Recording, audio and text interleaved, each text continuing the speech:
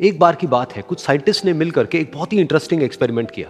उन्होंने क्या किया कि एक बहुत बड़ा सा पिंजरा लिया, उसके अंदर 5 बंदरों को रख दिया और वहां पर एक सीढ़ी लगा दी। उस सीढ़ी के टॉप पर कुछ केले रख दी। फिर उन साइंटिस्ट ने क्या किया कि जैसे ही कोई भी बंदर उस सीढ़ी पर चढ़ता केलों तक पहुंचने के लिए, तो ऊपर से ठंडे पानी की बारिश करने लग जाते। तो जैसे ही वो ठंडा पानी गिरता उस बंदर के ऊपर जो कि सीढ़ी पर चढ़ रहा था, वो फटाफट से नीचे आता तो पानी बंद हो जाता।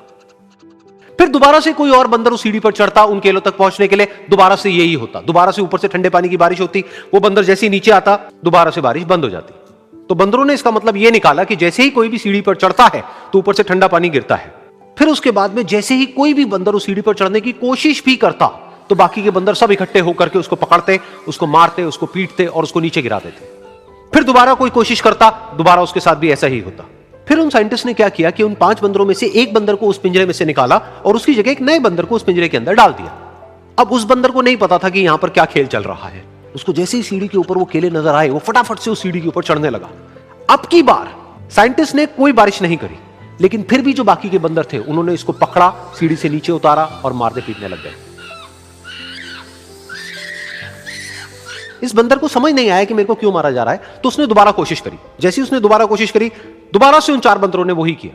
तो अब इस नए बंदर के दिमाग में क्या बैठ गया कि सीढ़ी पर चढ़ना मना है, अगर सीढ़ी पर चढ़ते हैं तो मार पड़ती है।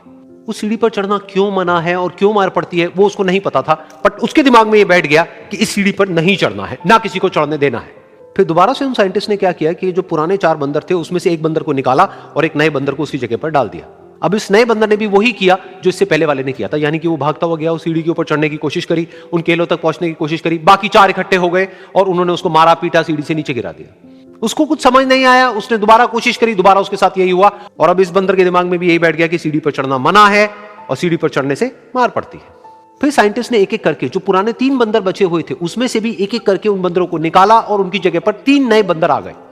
अब ये 5 बंदर नए थे और किसी को भी ये नहीं पता था कि उस सीढ़ी पर चढ़ना मना क्यों है, लेकिन उन सबके दिमाग में बैठा हुआ था कि सीढ़ी पर चढ़ने से मार पड़ती है। तो कोई भी कोशिश नहीं कर रहा था, जबकि अब कोई ठंडे पानी की बारिश भी नहीं हो रही थी। वो चाहते तो आराम से उस सीढ़ी पर चढ़ते, केले तोड़ते और आपस में बांट करके खा लेते। बिल्कुल ऐसा ही हम लोगों के साथ भी होता है, यानी कि इंसानों के साथ भी होता है। हजारों साल पहले कोई प्रथा बनी होती है, कोई रीति रिवाज होता है जिसके पीछे कोई ना कोई वजह होती है, लेकिन वो वजह खत्म होने के बाद भी वो प्रथा चलती रहती है, वो रीति रिवाज चलते ही रहते हैं।